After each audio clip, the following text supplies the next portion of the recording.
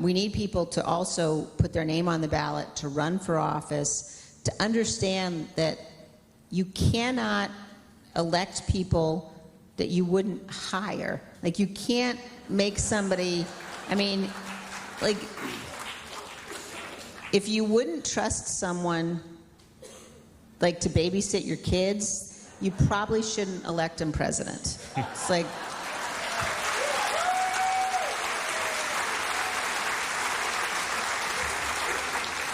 Questions. If you were advising Kamala Harris going into this debate on, I guess, Monday or Tuesday, with Donald Trump, you know, he's not a fun or easy guy to debate, obviously. How do you think she should proceed? Yeah. Look, I think that, you know, every opportunity that Donald Trump gets to show the American people who he is, he pretty clearly, and look, his running mate is doing this too. I mean, you know, this is my diplomatic way of saying it. They're misogynistic pigs. Mm-hmm. And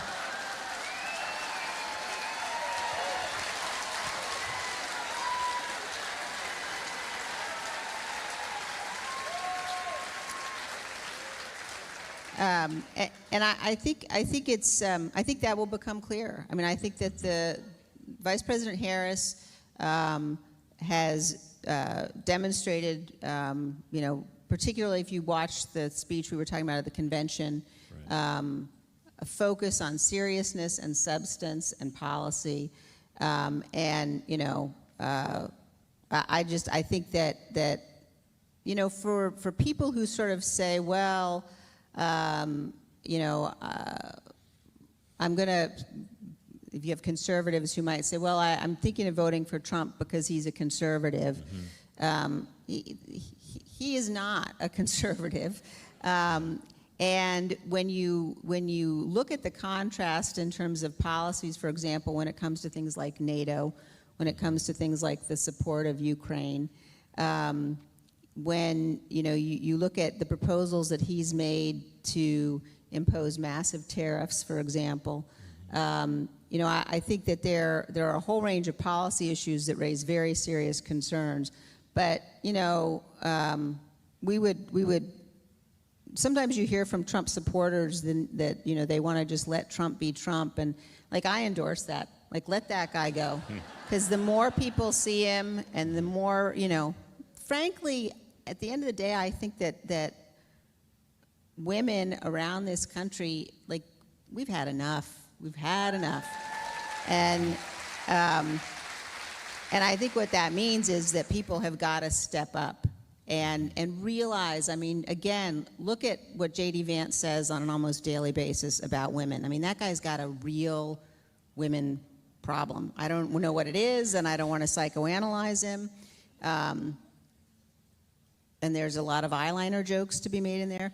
But I think that, you know, at the end of the day, if you listen to what he says about women, you know, and you look at Donald Trump and what Donald Trump has done and what he says about women, these are not people that we can entrust with power again. But that means women and men, but we've got to get out there and vote.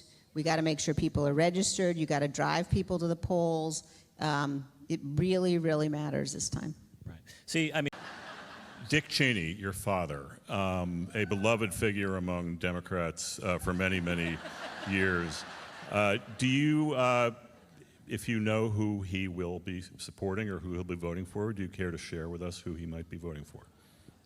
Dick Cheney will be voting for Kamala Harris. Okay. Wow. What message do you have for Texas voters who feel disencouraged by the state leadership's embrace of Trump? Vote for Colin Allred.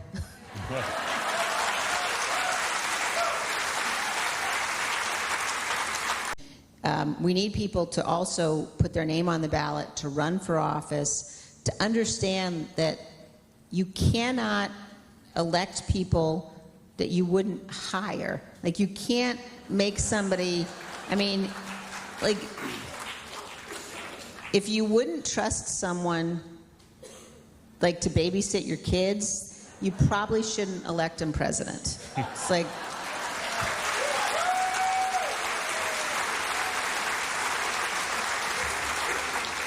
Our justice system has to be able to work to hold him accountable, to have a trial on the January 6th evidence before the next election. It's fundamentally important. And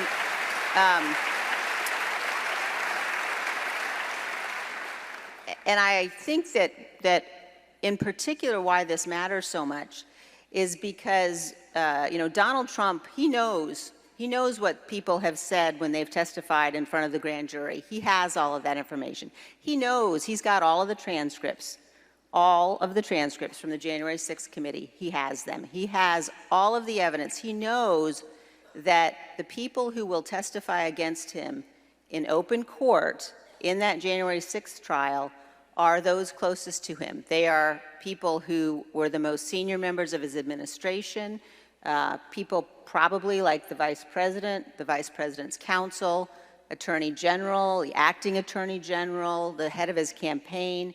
All of the people closest to him will be testifying in open court about what he did, about his culpability, about what he was doing while the attack was happening. He was not only sitting in the dining room next to the Oval Office, watching the attack on television. We know he was doing that because of the testimony of individuals inside the White House who were with him. We also know that while that attack was happening, and he was continuing to refuse to tell the mob to leave, we know that he knew the mob was armed when he sent them to the Capitol. And we also know that while the attack was happening, he was handed a note. And the note said on it that a civilian had been shot at the entrance to the chamber of the United States House of Representatives. And we know that when he was handed that note, he put it down on the table in front of him, and he continued to watch the attack on television. Now, I don't care if you're a Democrat or a Republican or an independent. That's depravity. And that person can never be near the White House, near the Oval Office again.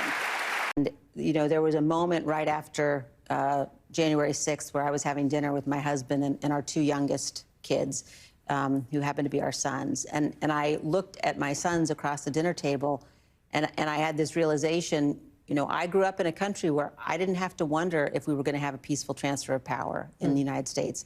And all of a sudden it occurred to me, my God, maybe they won't be able to say the same thing. And that is why it's so fundamentally important that we ensure Democrats, independents, Republicans, that we work together, we vote together, we make clear that Donald Trump is not an acceptable alternative. He is not the lesser of two evils. He is a completely unfit man for office. He's already shown us what he would do, and he could never be near the Oval Office again. Would you like to announce who you're endorsing in 2024? Because we're here in North Carolina, I think it is crucially important for people to recognize not only is what I've just said about the danger that Trump poses something that should prevent people from voting for him, but I don't believe that we have the luxury of writing in candidates' names, particularly in swing states. And as a conservative, as someone who believes in and cares about the Constitution, I have thought deeply about this. And because of the danger that Donald Trump poses, not only am I not voting for Donald Trump, but I will be voting for Kamala Harris in this election.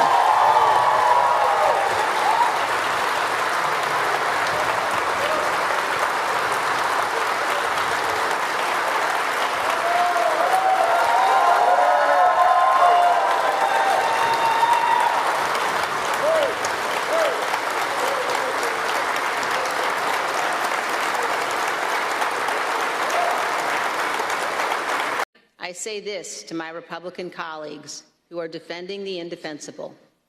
There will come a day when Donald Trump is gone, but your dishonor will remain. In our nation's 246-year history, there has never been an individual who is a greater threat to our republic than Donald Trump. He tried to steal the last election using lies and violence to keep himself in power after the voters had rejected him. He is a coward. A real man wouldn't lie to his supporters. He lost his election, and he lost big.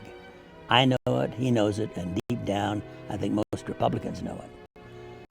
As a conservative, as someone who believes in and cares about the Constitution, I have thought deeply about this, and because of the danger that Donald Trump poses, not only am I not voting for Donald Trump, but I will be voting for Kamala Harris. Mike Pence, how should we think about him at this point? I mean, he obviously did the right thing on January 6, 2021. He has said, unlike many other Republicans, that he would not vote for Donald Trump. He hasn't gone as far as what you have done. What's the right way to think about a guy like him?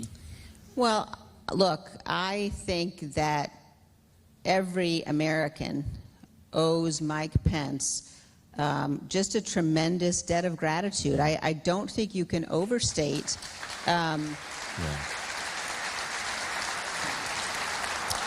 you know, the courage of what he did, and look, we knew it on that day. You know, at midnight, after the House and Senate had come back into session on January 6th, I happened to be in Statuary Hall, and the Vice President was coming through, and I had the chance that night to thank him for what he had done, and I think this is a place too where we really need to make sure that we understand the details and the specifics, not only of what Donald Trump was doing to attempt to seize power in the lead up to January 6th, but very specifically what he was doing for 187 minutes while the violence was underway.